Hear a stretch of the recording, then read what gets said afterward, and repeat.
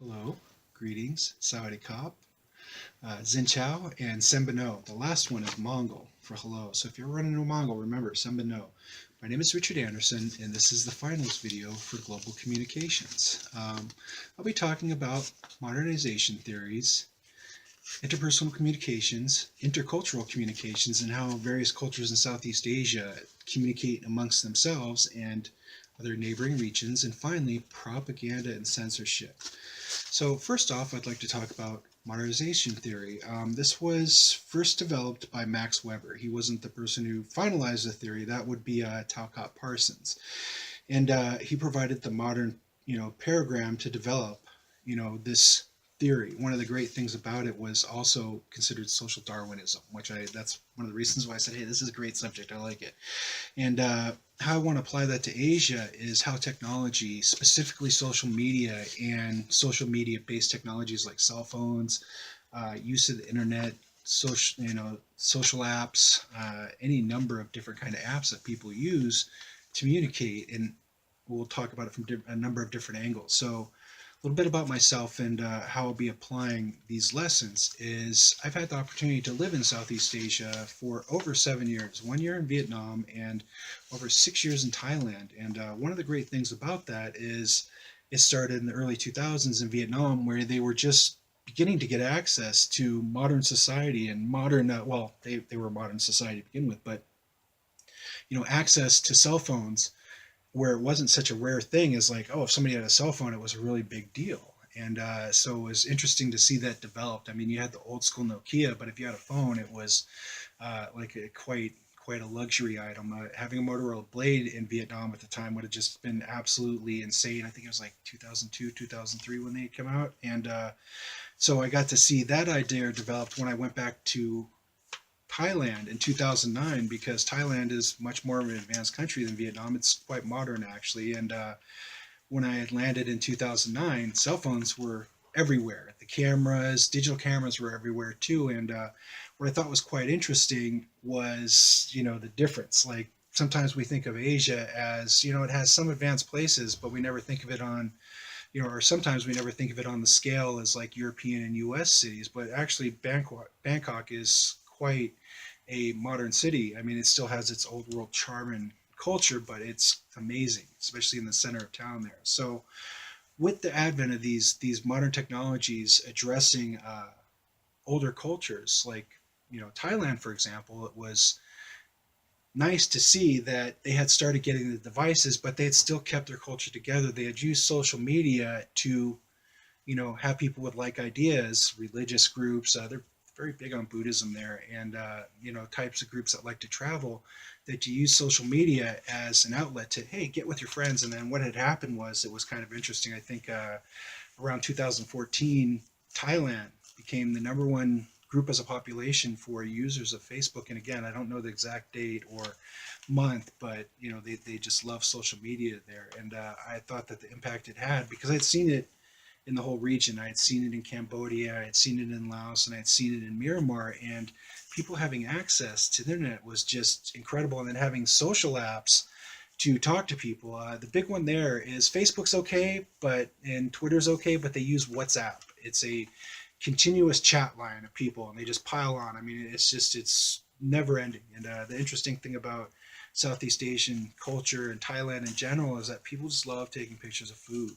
And so you'd always see a lot of food on these devices. And so what I'm going to do is let me explain modernism theory after I just kind of, a personal story here, is modernization theory is used to explain the process of modernization within a society. So the reason why I thought this was applicable to Southeast Asia is these were traditional and, for the most part, ancient cultures. Let's face it, Vietnam's been around for quite a long time. Thai culture, modern Thailand is actually an invention of the 1800s, believe it or not. It was actually a number of separate kingdoms. But to see these countries have their cultures and their traditions where they've had this belief for hundreds of years, and all of a sudden technology says, hey, I can call my mom out in the countryside. Even though she just has an electric light bulb and a dirt floor, I can still call her.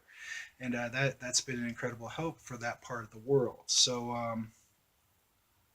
one of the things that I also liked is how Facebook and social media has been used in the advent of disasters like the earthquake that happened in South Asia. Um, it was great that you could check in on Facebook. They didn't have it in 2011 during the floods in Thailand, and but it was still amazing to be able to take part of it. I was there when those floods happened, and I actually lived in the actual center of Bangkok, so I got to watch the floods and crouch on the city over a month and a half. And you couldn't believe it. You'd be like, "Hey, the flood's coming!" Every day. "Oh, the flood's coming!" It almost became a joke until the flood actually got there.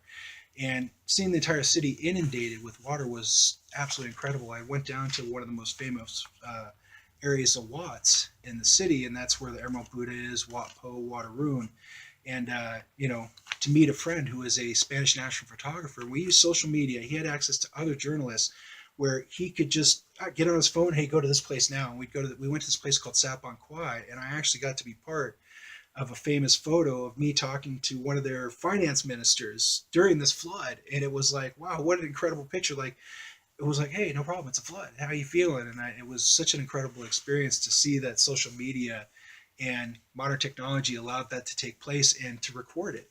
I mean, I look at when I was young, or if I would have been a millennial's age, you maybe have like 10 pictures over a decade if you're lucky. All right. Again, I'm going to be using this sometimes because I got to keep on track. Okay. One of the things I'd like to also discuss is how Southeast Asia uses its media. Guess what? They use it just like us. One of the things that I wanted to cover was globalization and media usage and how people have certain traits. And it reminds me of like the one trait that will always get you someplace in the world is a smile, at least for the most part. But having been a world traveler, a smile and a good disposition will get you through so many cultural interactions. It's amazing. And I had thought, like, I see the way that people use social media in Asia in the various countries, and I'm amazed at how similar they are to the West. Maybe they share food a little bit more, but they still have the same hopes and dreams that we do in the West, and that probably people do in Africa. I haven't been there since I was 15, so unfortunately, I don't know how social media impacts that from an observational point of view, but I do know Southeast Asia. One of the things that I thought was great is one of the 6 normative theories by D.H. Dowling, drawing a bead on global communications theory. I thought out of these countries that I had visited, Thailand, they have a monarchy, but right now it's under military control by a junta. This happened in 2014, and boy, that was an adventure when the military took over because everything, television, just gone, except social media for some reason. They shut down Facebook for an hour and the country freaked out. They turned it back on, but you got a stern warning: don't talk anything on Facebook or we'll round you up. So one of the things that I thought was interesting was these normative theories was the authoritative theory, how they can justify advanced censorship and punishment for deviation. The theory was likely to be observed in a dictatorial regime under conditions of military rule and foreign occupation. And it was interesting because that's exactly what happens, is that when the authority decides to put a clamp on a technology, they do it. The thing with Facebook was it would have been more trouble to disable Facebook, even though China did it, but they have their own version of Facebook, than allowing it to happen. They just basically gave the society, they showed them the card of like, hey, we're monitoring you, we are watching you on Facebook. So it was important that you paid attention and didn't say things that were inappropriate. And I thought that the interesting aspect of how the military junta had handled this was it exactly mimicked, authoritarian theory, in general designed to protect the established social order and its agents, setting clear and close limits to media freedom. You see that happen in Cambodia, you see it happen in Thailand. It's been happening in Thailand and still happens in Thailand, so it's quite amazing. So they've benefited from modernization, but they still have cultural leanings that says, well, authority gets to decide what you do. You may have Facebook, but the society and who's in charge says, you better not write anything bad on Facebook because we know. So that's the first section of my discussion. Thank you. And now the next 2 sections. Section actually went a little bit long. Next section we'll be talking about is intracultural communication, and I will be discussing it in the context of Thailand, Cambodia, Vietnam, Laos, and Myanmar. Unfortunately, I haven't been to Malaysia, so I can't add them in there. But one of the interesting things is that they all share a similar culture in how they communicate. Their cultural traditions tend to have a lot of similarity because it's a Buddhist part of the world. In most part, it's also quite Muslim. As you go farther south, and parts of Cambodia is also Muslim.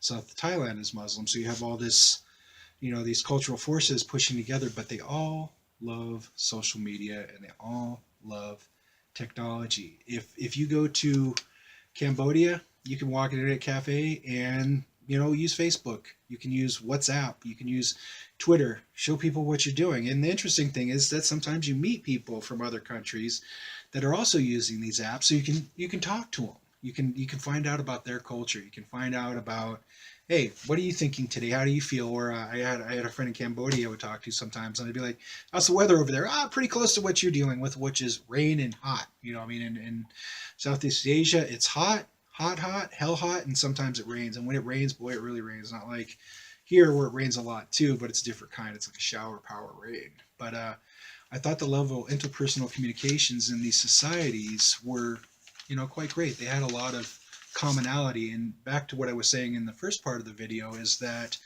when we deal with behavior on social media, they tend to follow along the same guidelines. What you have with Southeast Asia and the government censorship is you don't have the bad element of social media. There was one of the things that I had been reading about interpersonal communications, and let me just reference this really fast here. It's the global information revolution and its challenge to state. I like the idea of how people use history and how they address things. Like they had to have a positive nature in how they said things. In the United States, because of the political discourse we're having right now, or has been ended because we do have a different president, but you don't have that same level of volatility. I mean, my goodness, living in Asia, I saw it from the outside, right? How people interacted. You have nationalism in Southeast Asia where, each country kind of thinks of themselves as superior to another, and then they base it on different aspects and times of their history.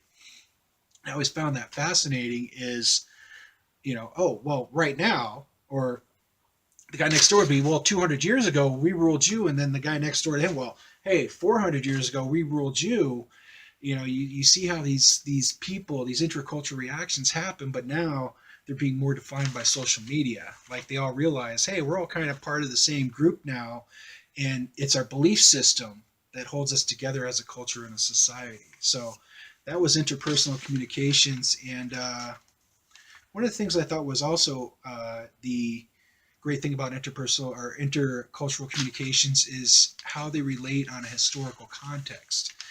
Is that when you define a boundary of what that culture is, you find that it morphs over time. It grows larger, it grows smaller, it becomes a hybrid. And now with modern technology, we have seen how people are becoming connected back to those roots.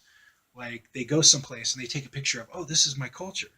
And then their friends see it, they go, oh, hey, that's our culture. So they go there. And then social media drives the want to visit, the desire to be part of a regional culture, not an isolated localization culture. So that is, intercultural, communication to me is how they talk to each other over these various regions, how they say, okay, we're more alike than we are disalike. And I go, why can't we do that in the United States? I mean, geez, we're arguing over, political affiliation.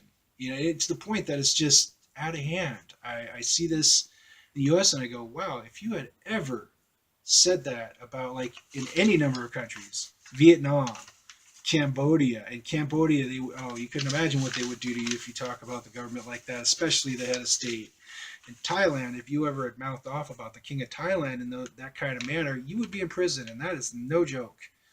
I mean, period. And if you don't believe me, you can go ahead and look online. Just type in Thailand, saying something bad about the king or insulting the king of Thailand. What happens? Very serious. So you have that commonality in each one of these countries that social media doesn't give you the ability to just mouth off and be evil. How they define some of the aspects of intercultural relationships is how one views the other, how one says what the other's doing. And we have it in a national level where people are just tearing at each other. Where over there, it's usually everybody has to pretty much toe the nationalistic line, and every once in a while you might have a mumbling about the government, but you certainly don't expose yourself on social media to it. So that was my take on interpersonal communication or intercultural communication. Now a quick wrap up. Censorship and propaganda. What all this ties into when we look at Southeast Asia is each one of them has a different form of propaganda. If it's Thailand, it's the royalty. You have to have obedience to the king of the country. That's it. Period. It's not propaganda, it's culture. But everywhere you go, there's a picture of the king, there's a picture of the royal family, and you have to pay homage to that system. It's just the way it works. You go to Cambodia, it's a Hussein is he actually used to be part of the Khmer Rouge, and this is a guy that he's not necessarily a strongman in the traditional sense, but he's a guy that holds a tremendous amount of power inside of Cambodia and gets to make decisions based on what he wants to do. In Vietnam, they have a system that says, well, you get a choice, but it's always the choice between a communist socialist and a communist socialist, and it's not a bad thing. It's just the way that they operate. Myanmar, on the other hand, is a military. Well, they do have a democratically elected president now, but it's still a scary country to go to because the army and the military does run everything. I mean, anytime I cross over the border into Myanmar, you just get the willies. It's not like Cambodia. Cambodia is just poor and laid back that they're not sweating it. Burma or Myanmar, you go into there, they are just watching you like a hawk. So where censorship applies, and again, I'm trying to wrap it up so it's not a 20-minute video, is where censorship applies in places like Thailand was when the junta had happened. We had saw a number of instances where if you had said something derogatory, they would just wipe it out. Like, that didn't exist. If somebody had published information that the junta didn't find flattering, wiped out, gone. And one of the things that I was going to show you was the number of books that I'd used that I'd read in life that reminded me quite a lot of some of the things I talked about and how things never change, right? One is the CIA. Right now, they're quite popular in our political structure, right? Next one is these guys. They used to exist, right, in some other form, but now they exist in a different form. They're still around, just in another name. And again, applies to modern politics. Orwell's 1984, which I don't really, they try to say like Big Brother. And one of the things I thought was interesting living in Bangkok is the sheer volume of CCTVs that they have. They are everywhere. And that part reminds me of Orwell, where they said that they're the happiest country in the world. Well, chances are they had a survey that said, are you happy? Yes or yes. That's just how it goes with censorship and propaganda. It's really quite strange. I believe that Huxley is more accurate in the modern context than Orwell was. Orwell is a little bit too bleak and dystopian, where, Brave New World was more of like, well, it's not so bad. Everything's great. The society doesn't really care because everybody's okay. And then Kurt Vonnegut, I actually wanted Fahrenheit because that's more applicable, to modern dystopian, futures. And I thought that it was a great example of how social media in Southeast Asia is kind of taking that turn. It's like you have the freedom, but you really don't. You have the freedom to actually get yourself in trouble. So I'll spend the last minute discussing this chart because this is actually the thing that I was most fascinated with. And sorry, it's quite a long one. But what it is, there was a gentleman named Fuchs, and he had wrote the dimensions and qualities of internet surveillance. And some of the things that I picked up there, which I'll go through real fast, was reproduction and how it's used in society, surveillance and data multiplicity. Surveillance becomes easy and cheap if multiple copies of data exist. Specifically, data is easier to find.